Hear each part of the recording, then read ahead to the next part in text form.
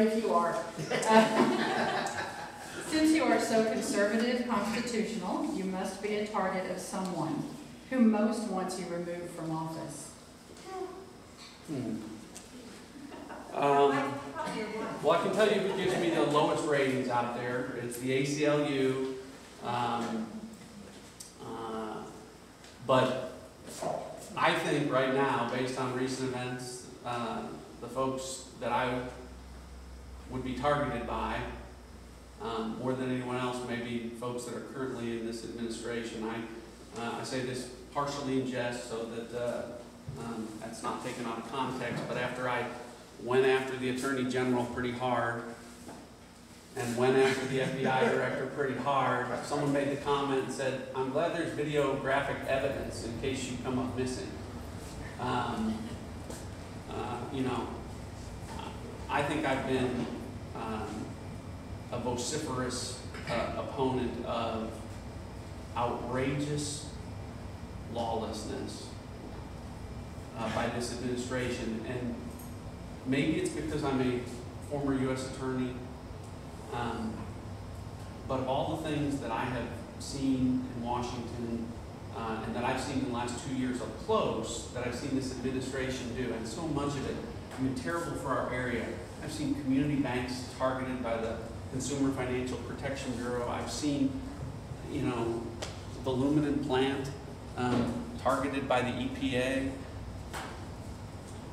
But maybe it's the fact that I used to work at the Department of Justice that I find most offensive, the fact that there's clearly been a two-track justice system with respect to Hillary Clinton's actions. And if you've watched those videos, and maybe not everyone hasn't had a chance to do it, just Google Ratcliffe Comey or Ratcliffe Lynch, and some of those videos have been viewed over 1,000 times, and I think I was eminently fair in asking questions that I think were tough for a prosecutor to answer, and I think the overwhelming feedback that we've had has been they haven't had good answers to the questions that I've been asking. And I guess more than anything else, the thing that troubles me is, you know, Lady Justice is supposed to wear a blindfold, or wears a blindfold, so that everyone's treated equally under the law. My concern is that in this administration, there are folks that have taken advantage of the fact that Lady Justice wears a blindfold to sneak up behind her, kidnap her, and stuff her in the back of the trunk. And I think that it's incumbent on members of Congress like me, who have the opportunity to be representatives for you, to shine that light where it needs to be placed, because I think that these things are having an impact, and the American people are seeing, and slowly Hillary Clinton, I will hope, will be held accountable, even if our Department of Justice and even if our justice system doesn't do it. Okay. Did you see Dinesh D'Souza's movie, Hillary's America? If so, is there anything in the movie you disagree with? If none, why aren't the revelations exposed in the movie more widely known by the American public? Well, I know Dinesh D'Souza. I'm on the plane with him frequently. I have not seen the movie, though. I have seen, I guess I've had enough conversations and read enough of Dinesh's books to know that I agree largely with most of the things that he asserts. You know, with respect to, so I having not having seen the movie, I can't really address specifically what's in it and what hasn't been brought to light. But you know, when the foxes guard the hen house, it's hard to shine a light. I mean, I wrote a letter on your behalf calling for a special prosecutor, in connection with the Hillary Clinton classified email investigation. I wrote that letter to an attorney general who 5 days before she made a decision to not prosecute Hillary Clinton met with Hillary Clinton's husband privately, clandestinely on an airplane. And so I can't force her to take that action, even though it's an action that needs to be taken. And I guess what I would say with respect to that,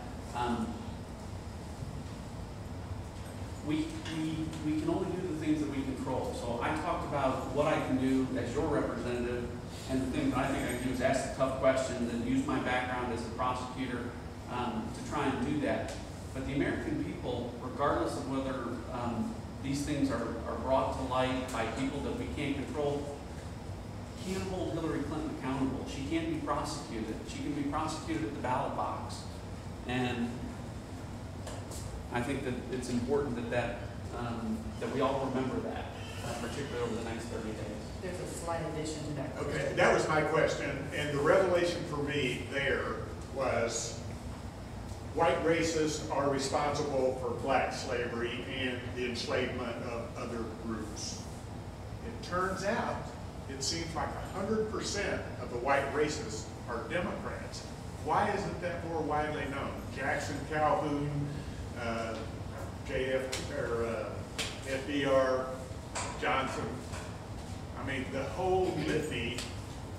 Well, I will say this. What the Democrats are really good at is taking the things that they have done wrong and blaming Republicans for it and retelling the story so that it's our fault.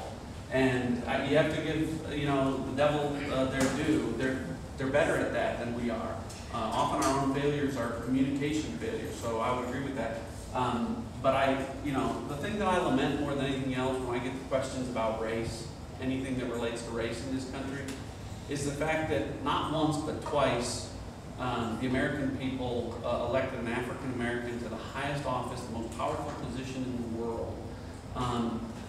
And in part, a lot of us, regardless of whether or not we wanted to see him in that office, obviously I didn't vote for him, but you'd hoped at the very least that he might be a president that would be able to calm and improve race relations in this country, and he's done the exact opposite. He's taken every opportunity to be the divider-in-chief and to stir emotions and to, frankly, play the race card, in my opinion, and I think our country is suffering because of it.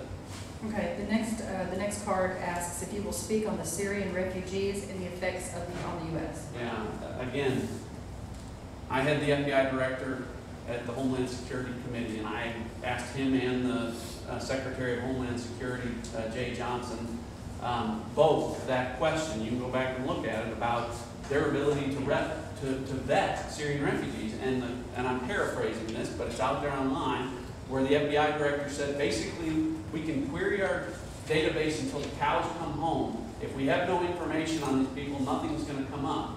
And that goes back to bad decisions on foreign policy, where as a result of Syria in this case, but pick a country where a failed foreign policy from Obama and Clinton removes our ability to gather intelligence and have sources on the ground in places like Syria, means that we're flying blind and we have no idea who these folks are or where they're coming from. And when you have a group like ISIS tell you that they're going to exploit gaps in the refugee program, I can't believe we're having a discussion in this country by those that say, well, the moral thing to do is to take in refugees, quote unquote refugees. We don't know. And now we see the attacks in Germany, which highlight the point that that in fact ISIS is true to their word and is using Syrian refugees as a way to perpetrate attacks. And so,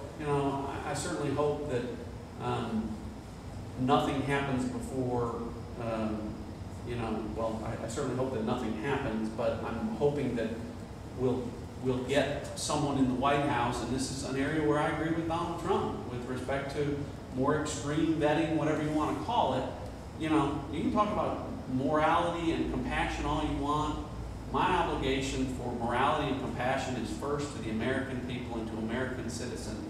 And yes, we're all sons and daughters of immigrants, but there's a process to do that, not just legally, but safely for all of us. And the Syrian refugee crisis is something that certainly jeopardizes that. Also,